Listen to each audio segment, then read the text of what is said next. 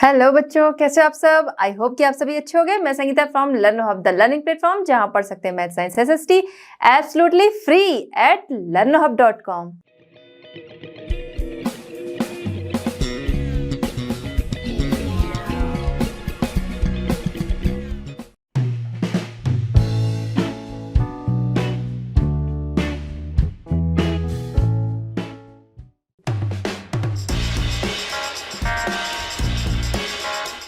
How were the Sikhs organized in the 18th century? Sikh जो थे वो 18th सेंचुरी में किस तरह से ऑर्गेनाइज हुए।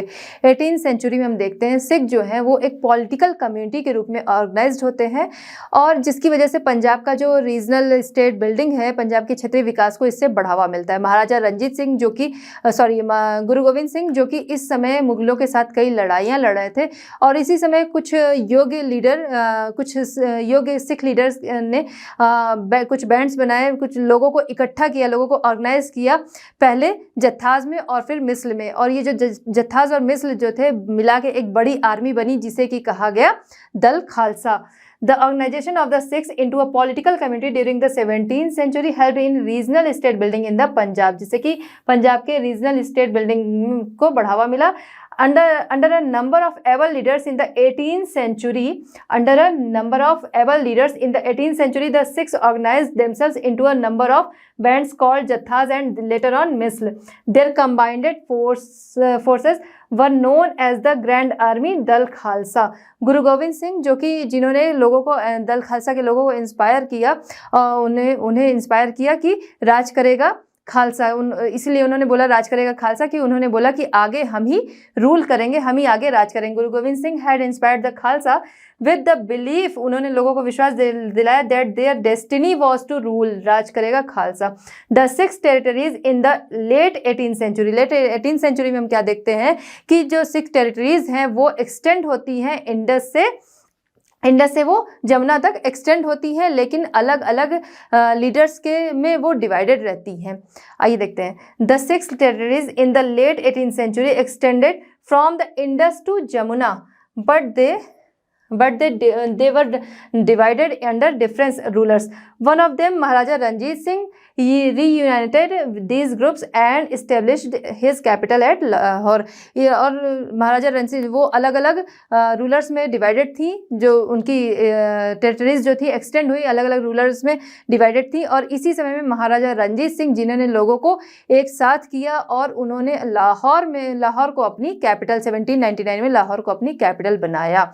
तो इस तरह से सिख, हमने देखा सिख जो थे वो इस तरह से ऑर्गेनाइज्ड हुए कि पहले वो जत्थाज मिस्र इसमें इकट्ठा हुए, इनकी बड़ी आर्मी बनी और मुगलों के खिलाफ इन्होंने मोर्चा लिया, और फिर आगे आकर इन्होंने अपनी टेरिटरीज को इंडस से लेकर जमुना तक बढ़ाया। और लास्ट में हम देखते हैं कि 1799 के लास्ट में हम देखते हैं कि लाहौर को उन्होंने अपनी कैपिटल बनाया। Avoided the Marathas want to expand beyond the Deccan. Marathas जो थे वो बियॉन्ड डेक्कन क्यों एक्सपेंड होना चाह रहे थे, डेक्कन के पार क्यों विस्तार चाहते थे। तो इसे हम ऐसे समझेंगे कि एक सिंपल सी चीज़ है, जिसका जितना ज़्यादा विस्तार उसकी उतनी ज़्यादा शक्ति या उसकी उतनी ज़्यादा पावर, क्योंकि बड़े एरिया में भी उसका विस्तार हो गया तो उसकी पावर भी बढ़ जाएगी। तो यही चीज़ हम मराठास के केस में देखते हैं। मराठा रूलर्स जो थे वो ज़्यादा से ज़्यादा एरिया में अपना राज चाहते थे, या फिर कह सकते हैं ज़्यादा लार्ज एरिया में वो अपने रूल चाहते थे कि वहाँ पर ज़्यादा एरिया में उनका शासन चल सके। इसके अलावा हम देखते हैं कि लिमिट्स जो होती है, लोगों के आगे लिमिट्स लगी होती है, तो वो लिमिट्स भी बढ़ाने, जो उनके अधिकार क्षेत्र थे, जो उनके डोमिनियन एरिया था, उसकी लिमिट्स को इंक्रीज करने के लिए। इसके अलावा मराठास जो थे वो क्या करते थे, सरदेशमुखी और चौथ लोगों से वसूलते थे। किससे? जिन रूलर्स को वो हराते थे, जिन एरियाज पर वो कब्जा करते थे, वहाँ से वो चौथ और सरदेशमुखी वसूलते थे। तो ये भी उनका उद्देश्य था कि चौथ और सरदेशमुखी जो है वो ज़्यादा से ज़्यादा वसूल कर सके। अब ये चौथ और सरदेशमुखी क्या था, जो भी उपज होती थी या जो भी रेवेन्यू होता था उसका 1/4 पार्ट क्या होता था, चौथ होता था। और अगर हम बात करें इसकी सरदेशमुखी, तो सरदेशमुखी भी जो उपज होती थी या जो रेवेन्यू होता था उसका 10वां हिस्सा 10th पार्ट जो उसका होता था वो होता था सरदेशमुखी। तो चौथ जैसा नाम से समझे तो वो 1/4 पार्ट था, और अगर बात करें सरदेशमुखी की वो 10वां हिस्सा था। तो ये ज़्यादा से ज़्यादा वो वसूल कर सके इसलिए भी वो डेक्कन पार अपना विस्तार चाहते थे। और अगर ऐसा होता ज़्यादा सरदेशमुखी मिल रही, ज़्यादा उन्हें चौथ मिल रही है, तो उससे क्या होता, उनके जो रिसोर्सेज हैं वो भी बढ़ते, चाहे उनका अधिकार उनके हथियार की बात करें तो वो भी उनके वो वेपन रिसोर्सेज भी बढ़ेंगे, उनके फूड रिसोर्सेज भी बढ़ेंगे, तो इसलिए वो बढ़ेंगे। तो इसलिए वो चाहते थे डेक्कन पर अपना विस्तार कि ज़्यादा क्षेत्र में उनका रूल हो सके, ज़्यादा सरदेशमुखी और चौथ वो वसूल सके, और उससे उनका जो रिसोर्सेज हैं वो इंक्रीज हो सके। आइए देखते हैं। The Marathas want to expand beyond the Deccan because Maratha rulers wanted to establish their rule in a large area so that Maratha could increase the limits of dominion. तो ज़्यादा क्षेत्र में वो अपना विस्तार करना चाह रहे थे, सो दैट दे अपनी लिमिट्स को बढ़ाना, so that they can get the rights to collect maximum Chauth and sardeshmukhi and thereby increase their stock of resources। तो ज़्यादा सरदेशमुखी और चौथ वो वसूलना चाहते थे जिससे उनके रिसोर्सेज भी ऑब्वियस है कि वो बढ़ते, तो इसलिए वो डेक्कन पार अपना विस्तार चाहते थे। चलिए बच्चों देखते हैं क्वेश्चन नंबर 3। क्वेश्चन नंबर 3 हमारा है स्टेट वेदर ट्रू और फॉल्स। ट्रू और फॉल्स में हमें आंसर करना है, जो ट्रू होगा उसे हम टी से शो करेंगे एंड फॉल्स को एफ से शो करेंगे। चलिए आइए देखते हैं।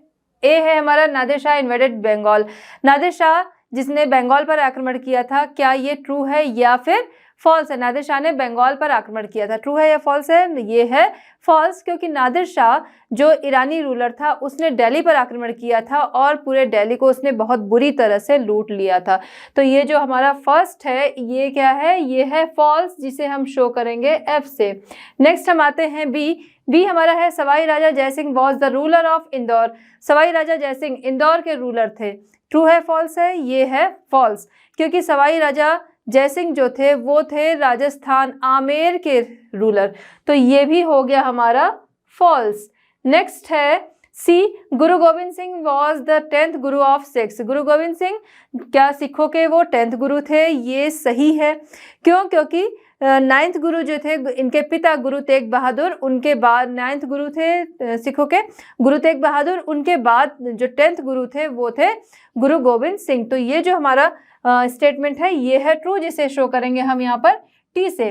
नेक्स्ट हमारा है इसमें डी है Poona became the capital of the Marathas in the 18th century. Poona जो कि 18th सेंचुरी में मराठाज की कैपिटल बना, तो ये जो स्टेटमेंट है ये भी है ट्रू, क्योंकि मराठाज ने 18th सेंचुरी में पूना को अपनी कैपिटल बनाया। आई होप कि आप समझ गए होंगे कौन सा ट्रू है, कौन सा फॉल्स है और क्यों है। चलिए बच्चों बात करते हैं क्वेश्चन नंबर 4। क्वेश्चन नंबर 4 हमारा है do you think merchants and bankers today have the kind of influence they had in the 18th century. Question क्या कह रहा है, 18th सेंचुरी में जो बैंकर्स थे और मर्चेंट्स थे उनका जो इन्फ्लुएंस था क्या वो आज के टाइम में भी है, सेम है? तो हम सबसे पहले कहेंगे नहीं, जो उनका इन्फ्लुएंस उस समय में था वो आज के टाइम में नहीं है। क्या उससे कम हो गया है या ज़्यादा? तो हम लोग कहेंगे उससे काफ़ी कम हो गया है। जब हम 18th सेंचुरी में देखें तो इनका इन्फ्लुएंस जो था वो बहुत हाई था, बहुत ज़्यादा था। क्यों? क्योंकि ये ट्रेड वगैरह को तो अपने हाथ में लिए ही थे, इसके अलावा क्या था कि एडमिनिस्ट्रेशन में भी इनका इंटरफेरेंस था और उसके अलावा पॉलिटिक्स में भी इनका इंटरफेरेंस था। तो इसलिए क्या था, इनका इन्फ्लुएंस बहुत ज़्यादा था। आज हम देखें अगर ये पॉलिटिक्स में आते हैं बट इनके लिए कोई ऐसी रिजर्व जगह नहीं है कि हाँ यहाँ पे यही आएंगे या इनका ही डोमिनेशन रहेगा, ये चीज़ें आज के टाइम में नहीं, बट उस समय में ऐसा था।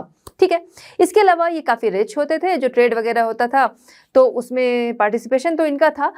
लोगों को जो लोन चाहिए होता था वो लोग क्या करते थे, इन्हीं से आके लेते थे। ठीक है, जैसे आज के टाइम में प्रॉपर बैंक है, उनकी अपनी शर्तें हैं कि मतलब एक फिक्स है कि आप ये लोन ले रहे हो, आपको इतना इंटरेस्ट रेट देना पड़ेगा। ठीक है, इसमें क्या था, इसमें इंटरेस्ट रेट ये अपने मनमाने तरीके से लगाते थे, उसके अलावा अपनी शर्तें भी रखते थे। कई बार ये भी होता था कि भाई लोन अगर मैं दे रहा हूँ तो लोन तो तुम चुकाओगे ज़्यादा इंटरेस्ट रेट के साथ, उसके अलावा अपना जो क्रॉप हुई है आपकी वो आप मुझे ही बेचोगे। ठीक है, तो इससे अच्छा खासा नुकसान हो जाता था। ठीक है, तो इनका डोमिनेशन बहुत ज़्यादा था। इसके अलावा फॉरेन ट्रेड भी उस समय में होते थे, इंटरनेशनल, ठीक है, ट्रेड होते थे, उसमें भी इनका इन्फ्लुएंस था। ये लोग क्या करते थे, जो फार्मर वगैरह हैं उनसे चीज़ें खरीदते थे और उनको बाकायदा पोर्ट पे ले आते थे, और पोर्ट पे जो पुर्तगीज़ थे, डच थे, ये सभी लोग हुआ करते थे सामान ले जाने के लिए, यहाँ पे खरीदारी के लिए। तो ये लोग बाकायदा वहाँ पर बोली लगती थी, जैसे कहते हैं ना बोली लगाते हैं लोग कि कोई पर्सन जो है वो कहता है मैं इसका इतना दूंगा, अगला बोलता है मैं उसका उतना दूंगा, ठीक है, इस तरीके से लोग जो थे वो करते थे। तो वहाँ भी ये काफ़ी प्रॉफिट लेते थे, ठीक। तो इस तरीके से अगर हम 18th सेंचुरी में देखें तो मर्चेंट्स एंड बैंकर्स जो थे इनकी पोजीशन बहुत ज़्यादा हाई थी, उसमें भी मर्चेंट्स जो थे वो बहुत ही हाई कह सकते हैं उस जगह पे वो बैठे थे, ठीक है। अब आज के टाइम में देखें तो उनको वो पोजीशन तो नहीं है, देखा जाए तो इकॉनमी में उनका पार्टिसिपेशन है, ठीक है, कि हमारी इकॉनमी को सुधार रहे हैं, बैंकर्स जो हैं उन जगहों पे काम करते हैं, लोगों को फैसिलिटी अवेलेबल करा रहे हैं, ठीक है, लेकिन वो वाला इन्फ्लुएंस नहीं है। चलिए बच्चों देखते हैं क्वेश्चन नंबर 5। क्वेश्चन नंबर 5 हमारा है, did any of the kingdoms mention in this chapter develop in your state? If so, in what ways do you think life in the state would have been different in the 18th century from what it is in the 21st century? Question क्या कह रहा है? Question ये कह रहा है कि आपने अपने इस चैप्टर में कुछ किंगडम्स के बारे में पढ़ा था। कौन सी किंगडम्स थी? जैसे कि हमने देखा था मालवा, गुजरात, हैदराबाद, अवध, बंगाल, ठीक है, ये सारी जगह हमने देखी थी। यहाँ पर ये सारी किंगडम्स के बारे में यहाँ पर थोड़ा थोड़ा हम लोगों ने देखा।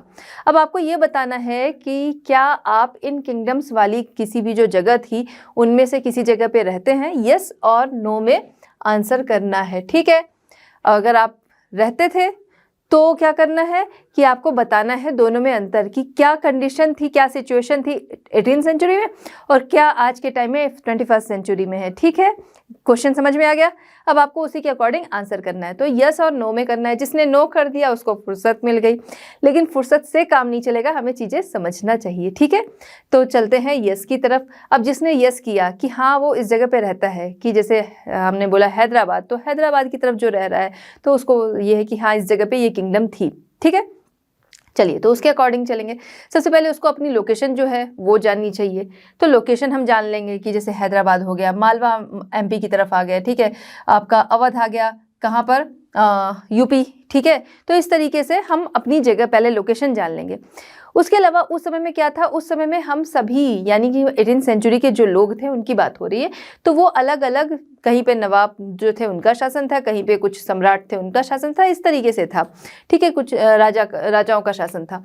इस तरीके से लोग जो थे वो बटे हुए थे। आज के टाइम में क्या है, आज के टाइम में हम स्टेट्स, अलग अलग स्टेट्स में रहते हैं, बट हम क्या हैं, वन नेशन है, ठीक है। तो ये पॉलिटिकल अगर हम देखें तो ये अंतर हो गया, सभी के लिए एक ही पॉलिसीज जो है वो चलती है। ऐसा नहीं है कि एक स्टेट में, जैसे हम अगर देखें तो जैसे इस जगह का जो राजा होता था वो कहते हैं बड़ा अच्छा था, यहाँ का राजा था वो बड़ा क्रूअल था, ठीक है।